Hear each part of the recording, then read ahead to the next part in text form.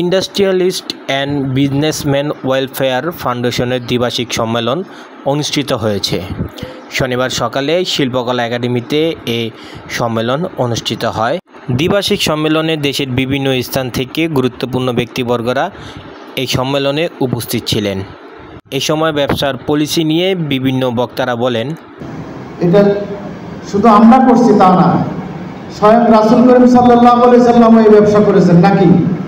দ্বিমত আছে? আর এটার প্রয়োজনীয়তা কতটুকু এটা আমাদের কাছে পরিষ্কার নাকি?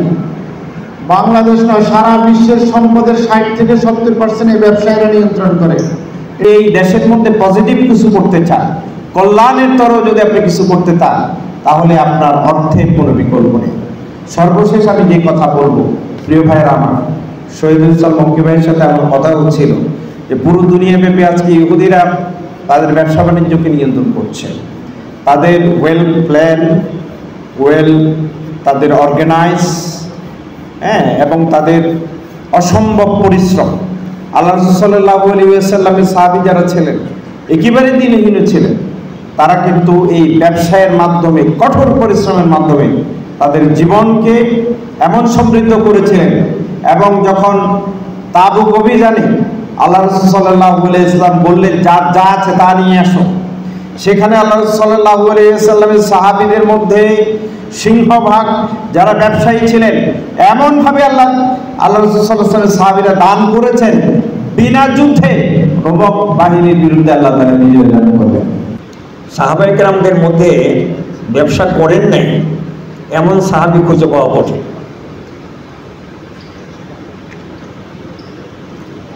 ইমাম যারা ছিলেন, মুসলমানদের ইমাম ছিলেন যারা, তারাও এই কাম করছেন। আল্লাহ তাআলা ব্যবসাকে হালাল করেছেন আর সুদকে হারাম করেছেন।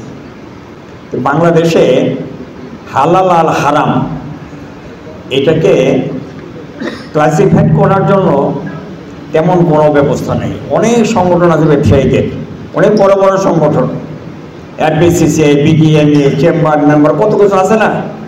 ওইসব জায়গাতে কারো কোনো এবার চিন্তা নাই এটা হালাল কি হারাম।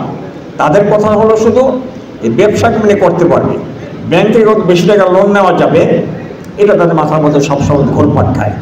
কিন্তু ব্যবসাকে হালাল করতে হবে, ব্যবসা করে জান্নাতে যেতে হবে, ব্যবসা করে মানুষকে জান্নাতে নিতে হবে, এমন চিন্তা কোনো সংগঠনই সাধারণত করে বলে মনে হয় না। আপনাকে সকাল থেকে ঘুমানোর আগ পর্যন্ত আপনার মাথায় আপনার ব্যবসাকে ঘিরেই ঘুরপাক খাইতে হবে, ব্যবসা ব্যবসা ব্যবসা। ব্যবসাকে হালাল করার জন্য, লাভজনক করার জন্য আপনাকে সার্বক্ষণিক চিন্তা করতে হবে। একসাথে সাংবাদিক ভাইদের না, এই দরজা দেখলাম যে খোলা দরজা এবং কোনো সিকিউরিটি নেই।